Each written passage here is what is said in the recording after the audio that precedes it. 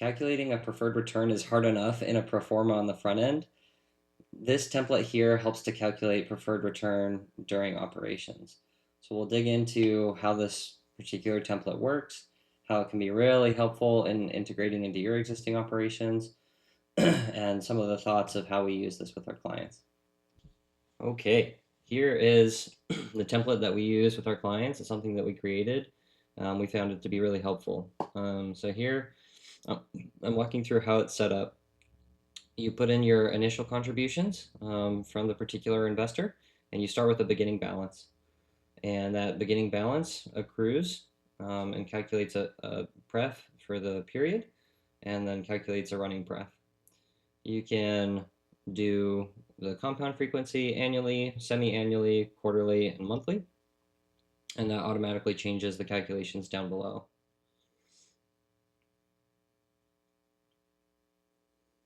These calculations here show the total contributions outstanding, the pref outstanding, and the total outstanding capital account balance.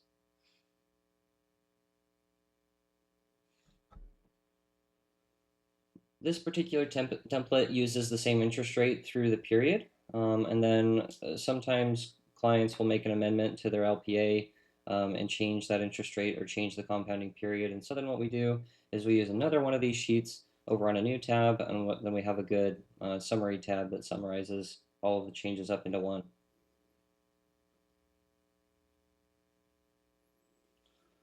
And what we really like about this template is that it's just so dynamic. You can change when the first contribution came in. You can change what period you're looking at.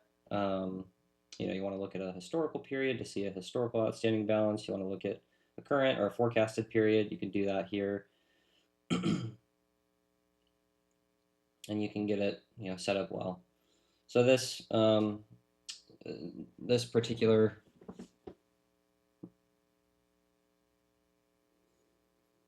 So here we're showing that you can put in additional contributions in the period. So it's not uncommon for projects to have capital calls. And so then you can add those capital calls into here, and that'll dynamically calculate the ongoing or the additional pref on that contribution along with the initial. And then to the extent that there are paydowns during the period, then you'll start to see that the pref balance gets paid down first before the contributions get paid down. And so that's what you're seeing over there.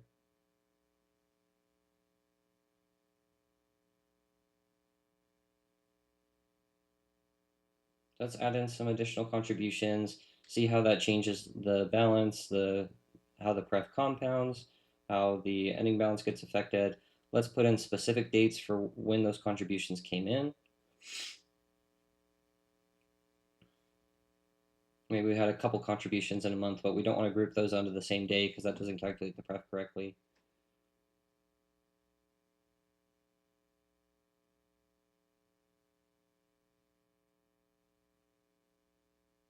And then we go into the future and we say that, okay, maybe the project is actually starting to perform, and we're able to distribute some capital back to investors.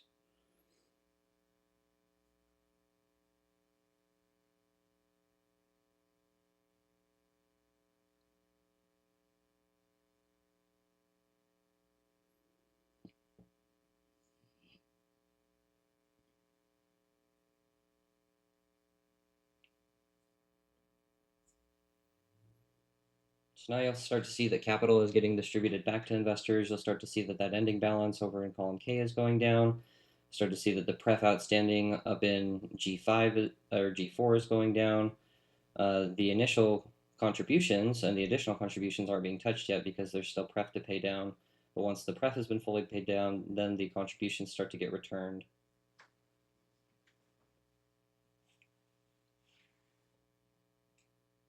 And then we start to see that we're finally making the last payout. We're able to now come in, see what that last payout should be based on column K, and we can accurately make a final payout.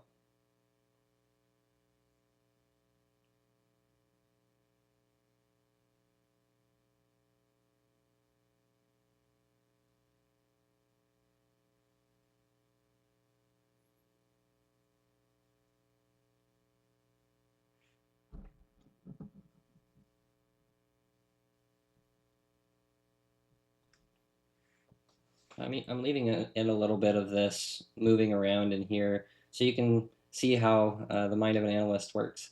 That you start to see a problem with how a template is built, and so then you find a solution.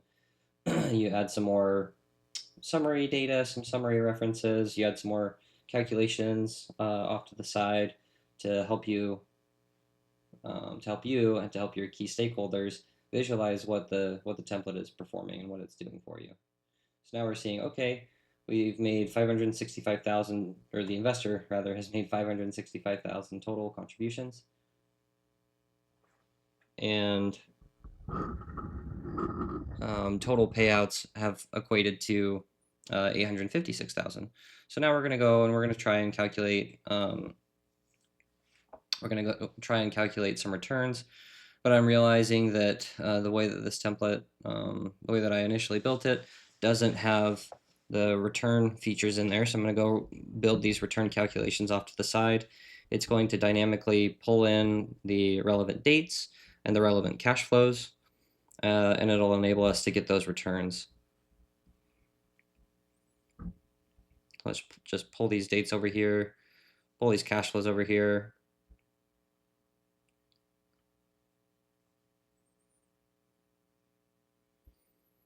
So I'll pull the total beginning balance, additional contributions, and pay downs, drag that down.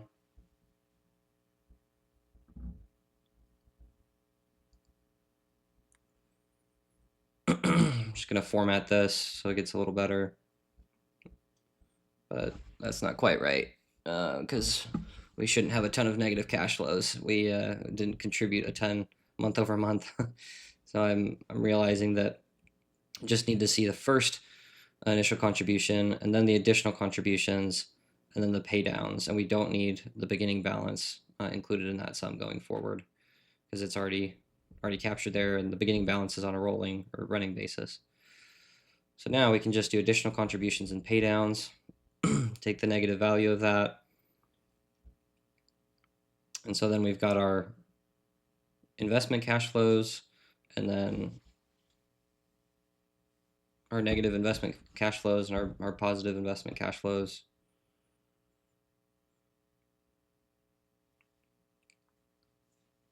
I'm gonna try to get the the IRR formula here to work, but you'll see I'm fumbling with this for a while because I'm putting the dates first instead of the values first. But then sometimes if I'm not getting a formula to work for a while, I'll go in and I'll look at it from another angle. So now I'm looking at it from equity multiple, and equity multiple is a lot more straightforward than IRR. So this is going to tell us the multiple on the capital that the investor invested, how much they're getting out of that. So they're getting 52% over what they initially invested, or 1.52 multiple over what they initially invested. So we should see a positive IRR. It might not be a great IRR, but we should see a positive IRR, and so I'm running a couple of tests to see it. 2% seems low, and so I know that that's not the right answer.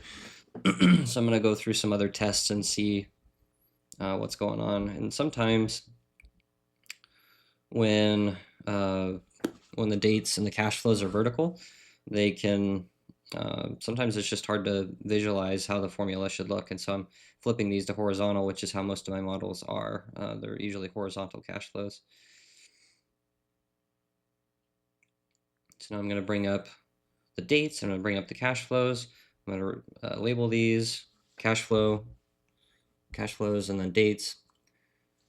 And I'm going to pull the formula from here. So now I'm realizing, oh, okay, I was doing the dates first instead of the values first, but instead of the cash flows first. But now I'm seeing, okay, I'm still getting an error, and so what's going on there? Now I'm seeing, okay, I was probably doing it wrong that way, and so now I'm getting a value error both ways. And the reason for that is the date column pulls in a blank if the next date in the calculation is after the analysis date, it's just going to pull in blank. So now I'm getting the right answer of 10.38%, and but I'd like to be able to dynamically pull it for whatever range we're looking at. So I'm going to explore some options here. So when I'm pulling dynamic IRRs, particularly when one column has an if error return blank like the dates does, then I like to use offset because it it brings us to the right portion in the series dynamically, or the right height in the series dynamically rather. So the reason I'm using height here is because the return calculations over there are stacked vertically, and so offset needs to know how many rows down does it need to go. And so then we're going to play with a dynamic formula to get us a dynamic height to go inside of offset.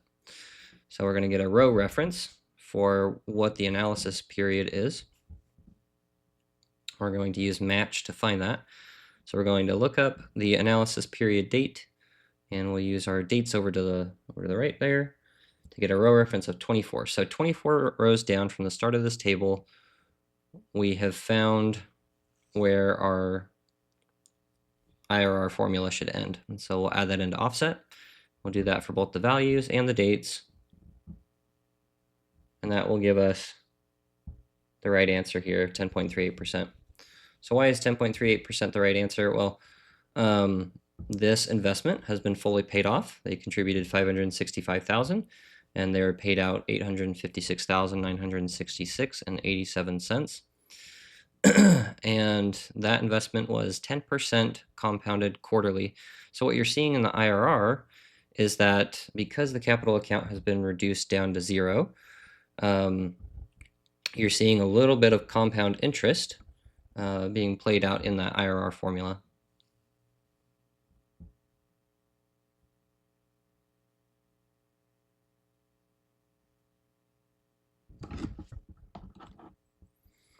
So now what you're seeing here is I'm playing around with different analysis dates, different analysis periods, and as long as the ending payout makes your ending balance equal to zero, when your interest rate is 10% compounded quarterly, you should get an IRR of 10.38% there. So I hope you like this Pref Accrual Schedule. It's certainly not perfect. There's certainly things that we're constantly tweaking in it. If you have any feedback of how we could improve it, leave those comments down below. Those are always helpful. Always looking to improve and add more value to our clients, add more value to you guys. And thanks for watching this video. If you have an interest in signing us up for one of our services, contact us at thefractionalanalyst.com. You can also send us an email at info@thefractionalanalyst.com.